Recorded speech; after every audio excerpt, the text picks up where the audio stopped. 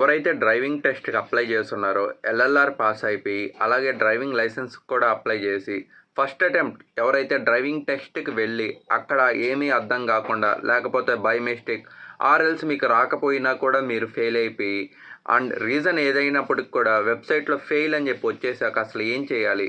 ఆ తర్వాత ఎలా మీ టెస్ట్ పాస్ అవ్వాలి? ఇటువంటి వాటికన్నిటికి కూడా మన ఛానల్‌లో అయితే వీడియోస్ ఉండుండాయి. అండ్ ఇప్పుడు మెయిన్‌లీ ఇప్పుడు ఈ షార్ట్‌కి రీజన్ ఏంటంటే మాత్రం డ్రైవింగ్ టెస్ట్ ఎవరైతే ఫస్ట్ టైం ఫెయిల్ అయిపోయారో, అసలు మీరు ఫెయిల్ అయిపోయారా? పాస్ అయిపోయారా? అసలు మీ మొబైల్‌కి ఎటువంటి మెసేజ్ రాకపోతే ఆర్‌టీఓ ఆఫీస్ నుండి, నేను చెప్పిన మెథడ్ ఇక్కడున్న వీడియోలో అయితే మీకు ఫుల్ క్లియర్‌గా అయితే మీరు పాస్ అవుతారా? ఫెయిల్ అవుతారా? అనే చెకింగ్‌తో పాటు, అలాగే ఇఫ్ ఇన్ కేస్ ఫెయిల్ అయితే అటెంప్ట్‌కి ఎలా అప్లై చేయాలి? దానికి మళ్ళీ ఫీ పేమెంట్ ఎలా చేయాలి? ఇలాగ ఫుల్ అండ్ క్లియర్‌గా మీకు నుండి స్టార్టింగ్ టు ఎండ్ దాకా క్లారిటీగా చెప్పాను.